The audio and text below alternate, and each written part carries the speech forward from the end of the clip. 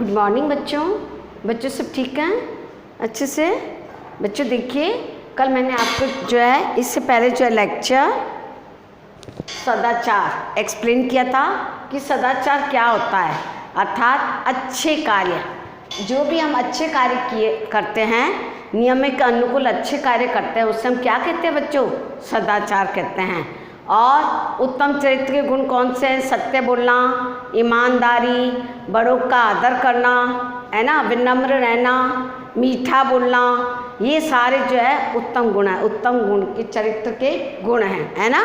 तो मैंने कल आपको ये बताए थे, आज मैं आपको इसके प्रश्न उत्तर बताती हूँ कि इसमें जो प्रश्न बन रहे हैं बच्चों, मैंने आपको इसके शब्दार्थ दिए थे, अब हम प्रश्न उत्तर कर रहे हैं। सबसे पहले प्रश्न बन रहा है बच्चा इसका, सदाचार किसे कहते हैं? सदाचार किसे कहते हैं? तो इसका आंसर है समाज के नियमों के अनुकूल, समाज के नियमों के अनुकूल किए गए कार्य को सदाचार कहते हैं।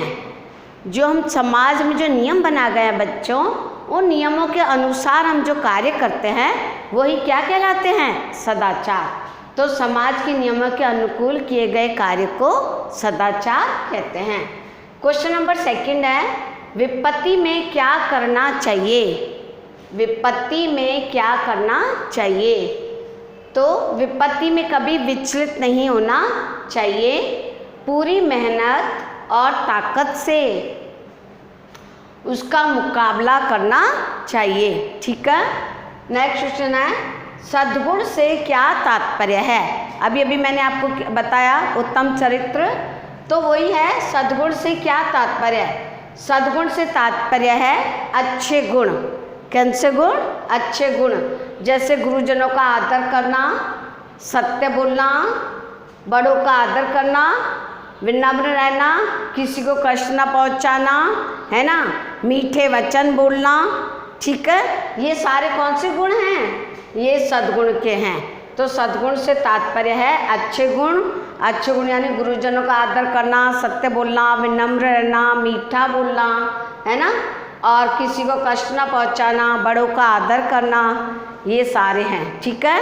अब एक क्वेश्चन बन रहा है, कल मैंने आपको ये खाली स्थान नहीं बताते, देखो रिक्त स्थान की पूर्ति करें।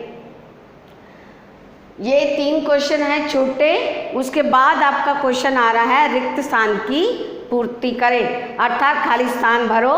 तो एक बन रहा है ये वाक्य, मनुष्य एक है, तो मनुष्य एक खाली जगह में आएगा सामाजिक प्राणी। मनुष्य एक सामाजिक प्राणी है, समाज में रहकर वह कई तरह के काम करता है। तो पहला जो है खाली स्थान, उसमें आएगा सामाजिक प्राणी। ठीक है बच्चों। दूसरा है सदाचारी बनने के लिए होना आवश्यक है, सदाचारी बनने के लिए ईमानदार। तो दूसरे खाली स्थान में क्या आएगा बच्चों? ईमानदार। क्या आएगा? ईमानदार। ठीक है। अब आगे क्वेश्चन बन रहा है कि सही उत्तर का क्रमाक्षर छांटकर कोष्टक में लिखिए। तो इसमें है हमें उत्तम चरित्र के गुण हैं, तो उत्तम चरित्र के गुण कौन कौन से हैं? पहला है गुरुजनों का आदर करना, ये सही है, मधुर बोलना भी सही है, विनम्र रहना भी सही है। तो इसमें लिखा है चौथा उपयुक्त सभी, तो इसमें आएगा उपयुक्त सभी, क्योंकि ये तीनों गुण होने जरूरी है। दूसरा प्रश्न बन रहा है क्रमाक्षर वाला, सत्य बोलना एक प्रकार की तपस्या है, तो इसमें आएगा अखंड। क्या आएगा बच्चों? अखंड। अब आपके बड़े प्रश्न बन रहे हैं, बड़े प्रश्नों में सबसे पहले बन रहा है व्यक्ति के सदाचारी होने की पहचान किससे होती है?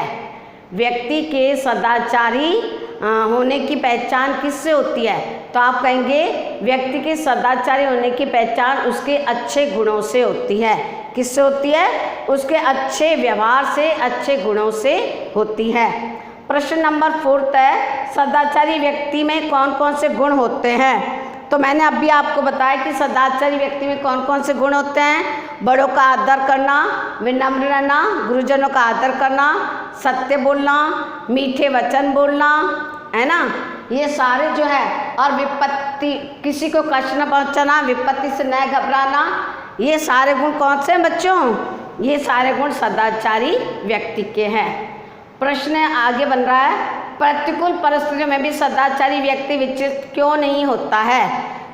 ये है कि प्रतिकूल परिस्थितियों में भी सदाचारी व्यक्ति विचलित क्यों नहीं होता है? तो इसका उत्तर आएगा कि प्रतिकूल परिस्थितियों में सदाचारी व्यक्ति विचलित इसलिए नहीं होता क्योंकि वो धैर्य और सहनशीलता से कार्य करता है, क्योंकि इसमें धैर्य और सहनशीलता जैसे गुण होते हैं, इसलिए व्यक्ति जो है प्रतिकूल परिस्थितियों में भी क्या नहीं होता, विचलित नहीं होता है। ठीक है, जो व्यक्ति धैर्य और सहनशीलता से कार्य करता है बच्चों, उसमें जीवन में कितनी भी समस्याएं वो कभी विचलित नहीं होता। फिर प्रश्न बन रहा है, सदाचार सफलता का मार्ग कैसे है? जो व्यक्ति सदाचारी है वो जीवन में हमेशा आगे बढ़ते रहेगा। सदाचारी व्यक्ति विपरीत परिस्थितियों में घबराएगा नहीं, सहनशील रहेगा और ईमानदारी से, सत्य बोलकर, धैर्य से और जो है विनम्र रहकर आगे बढ़ता जाता है। तो सदाचार सफलता का मार्ग जो है वो विपरीत परिस्थिति में भी हमेशा धैर्य और सहनशीलता से जो है आगे बढ़ता जाता है, विपरीत परिस्थितियों में भी कभी घबराता नहीं है।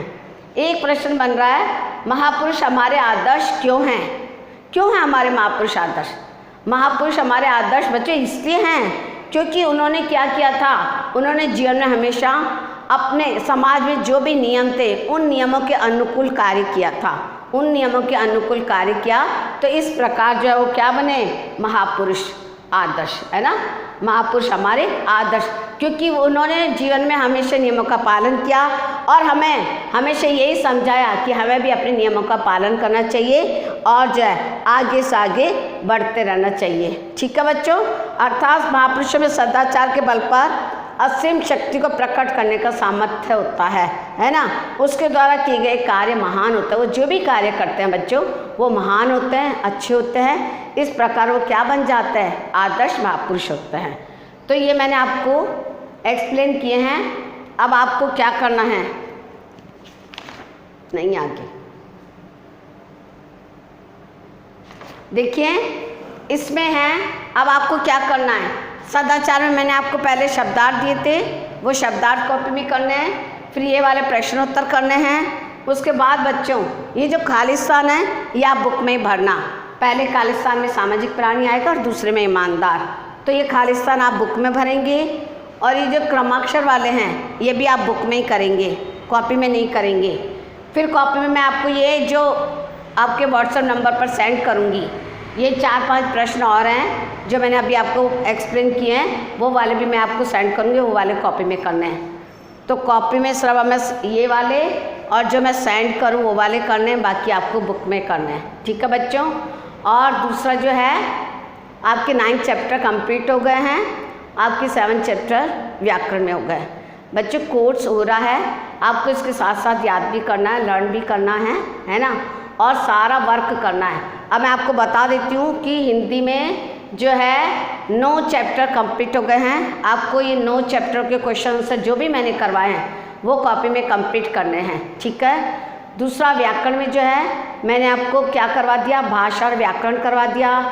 दूसरा चैप्टर वर्ण विचार करवाया, तीसरा शब्द विचार करवाया, चौथा मैंने संज्ञा, उसके बाद वचन, पांचवा छठा लिंग करवा दिया, फिर सर्वनाम।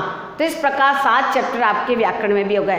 तो ये सारे की सारा जो वर्क है इसको आप कॉपी में पूरा करके सोमवार को स्कूल में आप अपनी कॉपी लेके आएंगे और चेक करवाएंगे। ठीक है।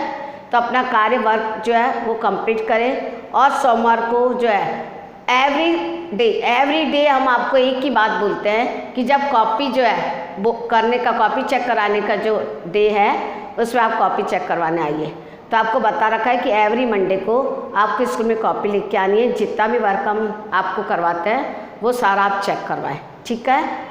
तो आप जो है पूरा कंप्लीट वर्क करके जितना भी आपका वर्क होता है वो आपको एवरी मंडे को कॉपी स्कूल में लेके आनी है, ऑल सब्जेक्ट की। ठीक है, ताकि हम आपकी कॉपी चेक कर सकें।